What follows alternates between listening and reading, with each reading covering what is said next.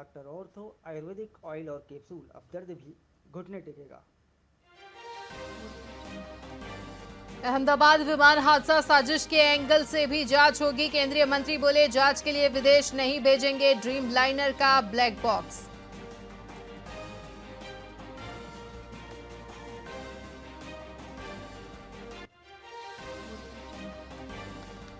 केजरीवाल बोले मोदी की गारंटी झूठी और नकली। कहा था जहां झुग्गी वहां मकान, उनका मतलब था जहां झुग्गी वहां मैदान। झुग्गियां तोड़ने के विरोध में आपने किया प्रदर्शन। छत्तीसगढ़ बिलासपुर में 300 ट्रैक्टर रेत पकड़ाया। 14 स्थानों पर अवैध रेत का बड़ा भंडार मिला। अब तक 56 लोगों के खिलाफ एफआईआर दर्ज।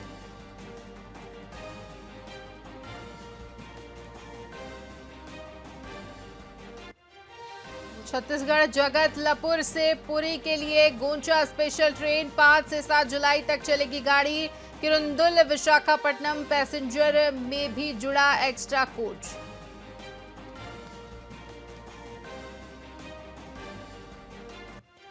और झारखंड के स्कूल में बाढ़, 162 बच्चे फंसे। सोशल मीडिया से सूचना मिलने पर पुलिस ने बचाए। यमुनोत्री मार्ग पर बादल फटा, 2 मजदूरों की मौत।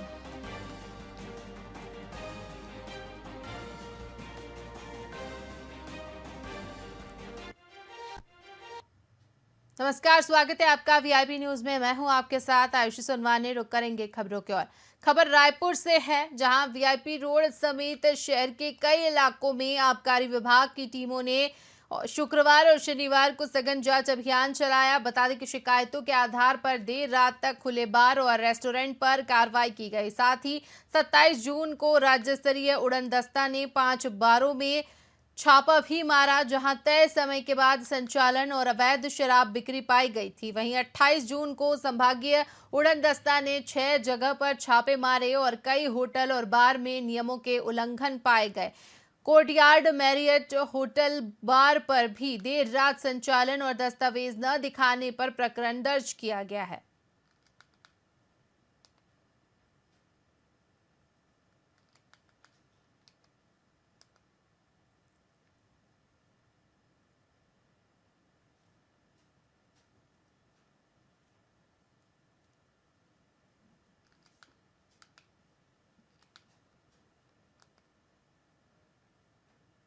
रायपुर के प्रियदर्शनी नगर में भाजपा प्रदेश मीडिया प्रभारी अमित चिमनानी के संयोजन में मन की बात कार्यक्रम का आयोजन किया गया। बता दें कि कार्यक्रम में मुख्य अतिथि प्रदेश के वित्त मंत्री ओपी चौधरी और विशिष्ट अतिथि भाजपा कोषाध्यक्ष नंदन जैन मौजूद रहे। वहीं इस अवसर पर भाजपा नेता अखिलेश सोनी, निशिकांत पांडे, पार्षद और MIC member doctor Anamika Singh, Santosh Hayal, Shyam Chawla समेत कई पदाधिकारी शामिल हुए। साथ ही कार्यक्रम में कैंट सिंधी पंचायत, भारतीय सिंधु सभा, महावीर नगर पंचायत सहित कई सामाजिक और व्यापारिक संगठनों के पदाधिकारी और बड़ी संख्या में नागरिक उपस्थित रहे।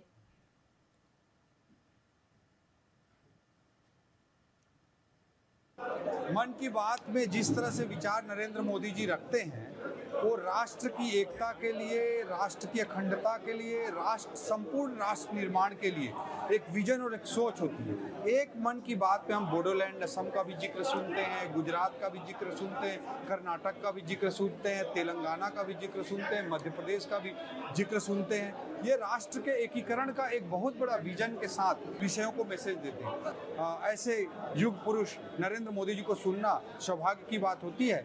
आज यहाँ पे अमित चिमनानी भाई, हमारे नंदन जी, अमर परवानी जी, अखिलेश सोनी जी, और यहाँ के स्थानीय एमआईसी मेंबर डॉक्टर अनामिका जी, संतोष जी, ऐसे मतलब बहुत सारे लोगों ने सामाजिक लोगों को जोड़ करके सैकड़ों की संख्या में, लगभग 1000 की संख्या में उपस्थित होकर के मन की बात सुना और बहुत ही सकारात्मक वातावरण रहा।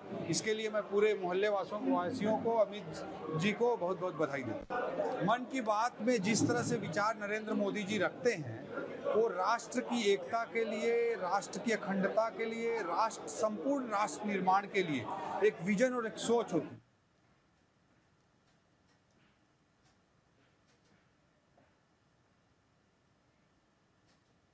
छत्तीसगढ़ प्रदेश शतरंज संघ के निर्देशन में जिला शतरंज संघ दुर्ग और नगर निगम दुर्ग के सहयोग से विवेकानंद भवन में 2 दिनों के लिए दुर्ग जिला सीनियर महिला साथ ही सब जूनियर शतरंज चैंपियनशिप 2025 का सफल आयोजन किया गया। दरअसल प्रतियोगिता में 132 खिलाड़ियों ने भाग लिया और कुल 6 राउंड खेले गए, जिसमें मुख्य अतिथि कैलाश जैन बरमेचा और विशेष अतिथि जितेंद्र सिंह राजपूत ने खिलाड़ियों को शुभकामनाएं दी हैं।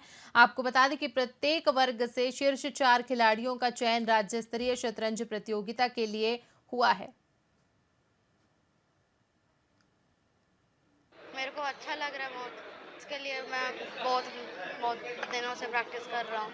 शतरंज एक ऐसा गेम है जिसमें माइंड लगता है। मेरे को बहुत अच्छा लग रहा है कि मुझे फर्स्ट आया, क्योंकि इसमें उतना इजी भी नहीं रहता है और यहाँ तक आना मेरे को बहुत अच्छा लग रहा है। मतलब मैं शुरू तो कितना से 3-4 साल पहले की थी और इस टूर्नामेंट के लिए भी 1-2 हफ्ते से अच्छा कर रही थी और इसीलिए मुझे ये सब मिल पाया।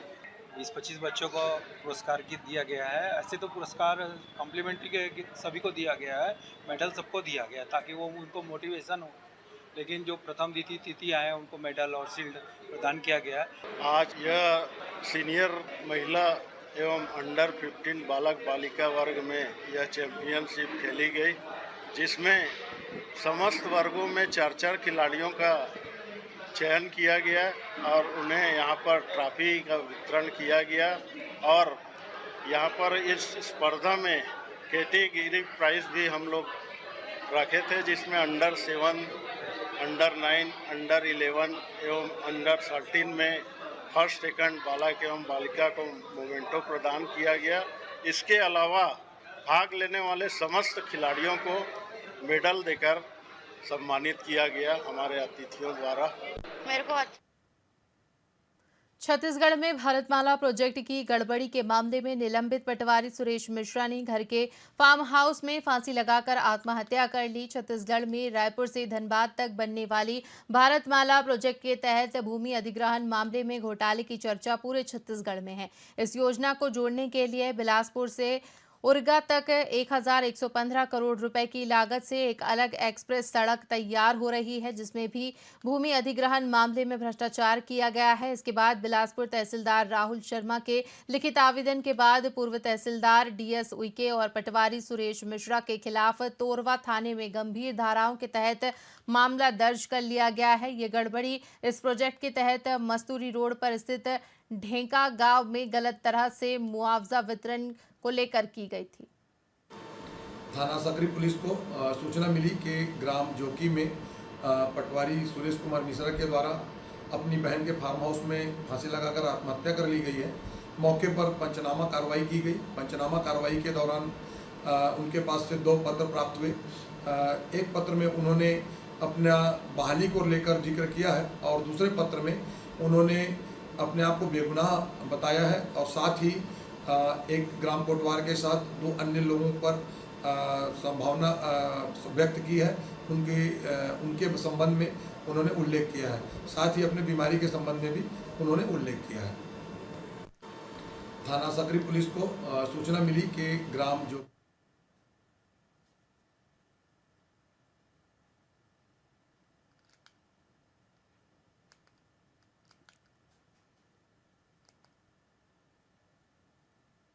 रायपुर से लगे आरंग थाना क्षेत्र अंतर्गत आने वाले ग्राम पंचायत देवरी में उस वक्त सनसनी फैल गई जब एक घर में टाइल्स के नीचे 35 सांप बरामद किए गए, जिसके बाद घर के पूरे टाइल्स को उखाड़कर सांप पकड़ने वाले की मदद से सभी सांपों को निकाला गया। दरअसल ग्राम देवरी के रहने वाले इंद्र कुमार साहू के घर एक बिल मिला, जिसके बाद टाइल्स को उखाड़ा गया, जिसके बाद जो दृश्य मिला सभी दंग रह गए। बिल में नाग नागिन सहित 35 सपोलों का परिवार मिला, जिसके बाद घर में दहशत का माहौल बन गया।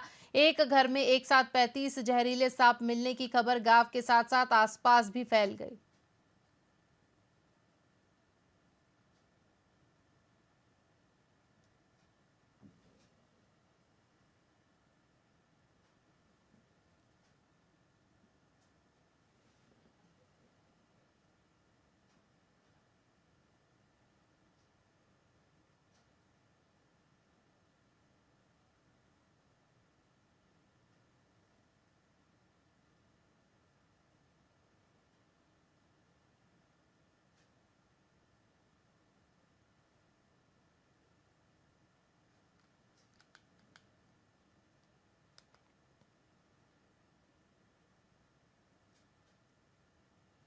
छत्तीसगढ़ सरकार ने भ्रष्टाचार पर जीरो टॉलरेंस नीति दोहराई है, जिस पर वित्त मंत्री ओपी चौधरी का कहना है कि अगर कोई जीएसटी अधिकारी रिश्वत मांगता है तो तुरंत शिकायत करे। ऐसे अफसरों को एंटी करप्शन के जरिए गिरफ्तार किया जाएगा।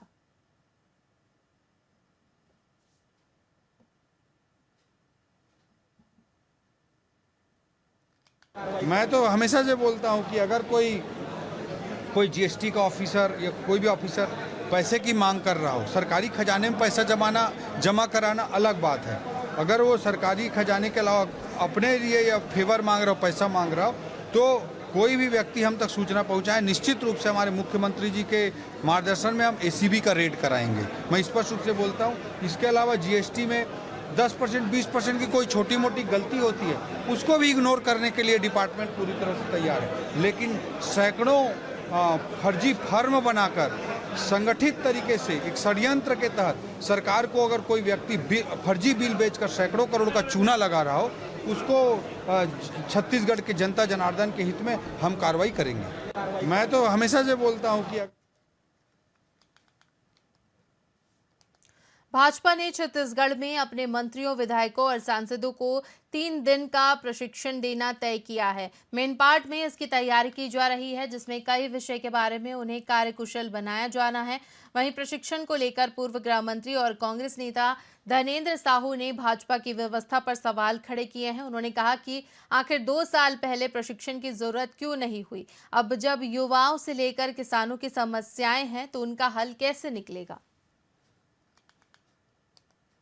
खड़गे जी हमारे राष्ट्रीय अध्यक्ष हैं और उनके आगमन को लेकर छत्तीसगढ़ की जनता में काफ़ी अधिक उत्साह बना हुआ है। हमारे कांग्रेस जनों में भी उत्साह बना है, किसानों में भी बना है और सभी लोगों में उत्साह है। जब भी हमारे कांग्रेस के बड़े नेता आते हैं तो क्यों तकलीफ हो जाती है इन लोगों को। आज इतने वरिष्ठ नेता हैं, सीनियर हैं और प्रदेश के विभिन्न मुद्दे को लेकर के आ रहे हैं, किसानों की मुद्दा को लेकर के आ रहे हैं। आज हमारे यहाँ पर जो महंगाई बढ़ी है उन मुद्दों को लेकर के आ रहे हैं। आज जो बेरोजगारी है उन मुद्दों को लेकर के आ रहे हैं। देश में जिस तरह से संविधान की हत्या हो रही है उन मुद्दों को लेकर के आ रहे हैं।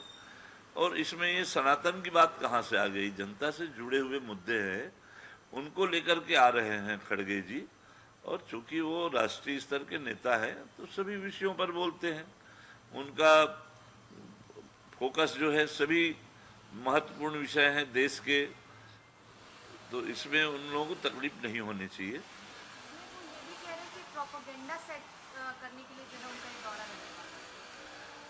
कहीं कोई प्रोपेगेंडा नहीं। आज यदि लोगों को खाद नहीं मिल रहा है, बीज नहीं मिल रहा है और उस मुद्दे को यदि कांग्रेस उठाती है तो ये कहाँ से प्रोपेगेंडा की बात आ गई है।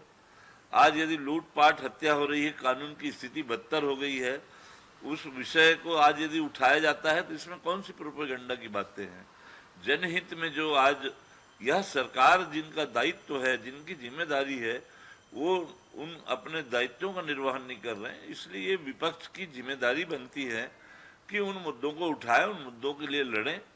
खड़गे जी हमारे राष्ट्रीय प्रधानमंत्री नरेंद्र मोदी ने मन की बात के 123वें एपिसोड में देशवासियों को संबोधित किया। इमरजेंसी से लेकर पर्यावरण और फिट इंडिया जैसे विषय पर देश में लोग क्या सोचते हैं, प्रधानमंत्री मोदी ने मन की बात में इन्हें शामिल किया। प्रधानमंत्री के कार्यक्रम को रायपुर में मुख्यमंत्री विष्णुदेव साय ने अपने निवास पर प्रतिष्ठित लोगों के साथ सुना और सभी ने माना कि विषय दमदार है और इस पर विचार की जरूरत है।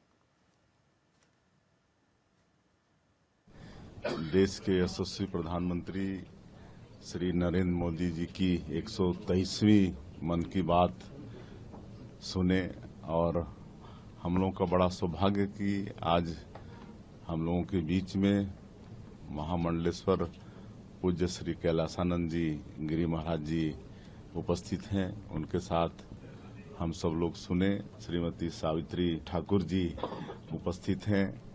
हमारे छत्तीसगढ़ महिला बाल विकास मंत्री श्रीमती लक्ष्मी राजवाड़ी जी उपस्थित हैं। हमारे पूर्व मंत्रीगण, विधायकगण और हमारे बहुत वरिष्ठ जन, निगम मंडल के अध्यक्ष, सबके साथ हम लोग प्रधानमंत्री जी की मन की बात यहाँ पर सुने हैं और हर बात प्रधानमंत्री जी नई नई कोई जो इनोवेशन हमारे देश में होते रहता है, जो हमारे लोग नया नया नवाचार करते हैं, उनको देश और दुनिया के सामने लाते हैं, तो उनका भी काम करने का मनोबल बढ़ता है और लोगों को भी उससे प्रोत्साहन मिलता है। देश के यशस्वी प्रधानमंत्री